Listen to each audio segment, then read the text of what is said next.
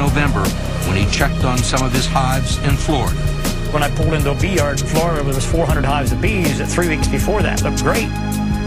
And all of a sudden, here we got roughly 400 beehives that are totally empty. The bees were all gone. They're gone. I mean, where'd they go? Don't know. I mean, I literally got down and crawled around. I mean, seriously, I got down on my hands and knees and crawled around, and then there's no dead bees. There are no dead bees anywhere. I mean, you can't find any bees. They flew off someplace. And never came back? Never came home. Had you ever seen that before? No.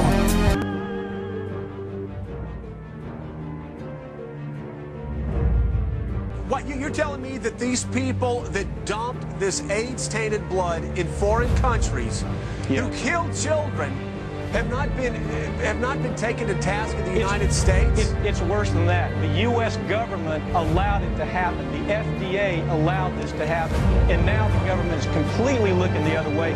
Thousands of innocent hemophiliacs have died from the AIDS virus. And not only they're dying, their family members are dying because they're becoming infected. It's absolutely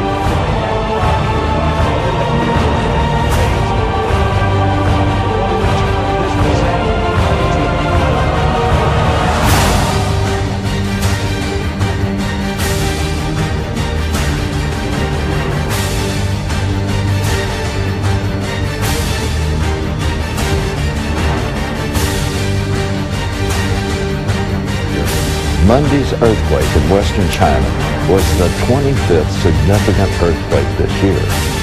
It's only May. In 2003, the USGS listed more than 70 significant earthquakes, more than the total number for the 70s, 80s, or the 90s.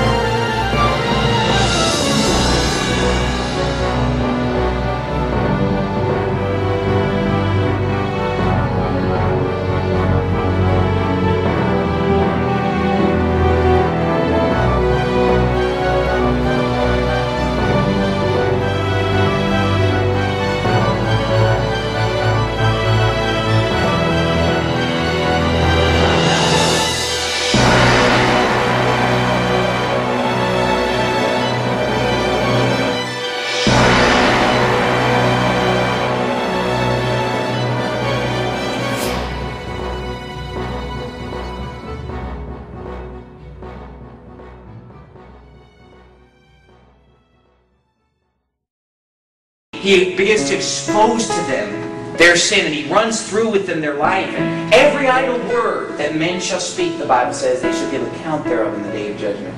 Every time they said something wicked, every time they said something ungodly, every time they committed a sin against God, it's going to be put forth as evidence against them. Say, why do people go to hell? Because they're sinners, because they've lied, because they've murdered, because they've stolen, because they've thought dirty thoughts, because they've committed adultery physically or in their heart.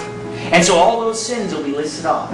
Angels will come and separate the wicked from among the just. Verse 50, and cast them into the furnace of fire. There will be wailing and gnashing of teeth. You know how people say, well, I have my hell here. You ever heard someone say that? You know, it's just like hearing fingernails on a blackboard. When someone says that it's hell to live here, I think, you know, on the blackboard, if you only knew what you were saying. This is such a small glimmer. Pain that we feel now, emotional duress and depression and the bitterness of having the growing anger over sin that we don't deal with in our life is just a foretaste of the horrors. The torturers of life are just a foretaste of the horrors of hell. It is necessary for us that want to keep justice to get an understanding, a small understanding of that place. But now a consideration of some of the spiritual pains of hell. Well, first of all, the fire. I forgot to mention things about the fire.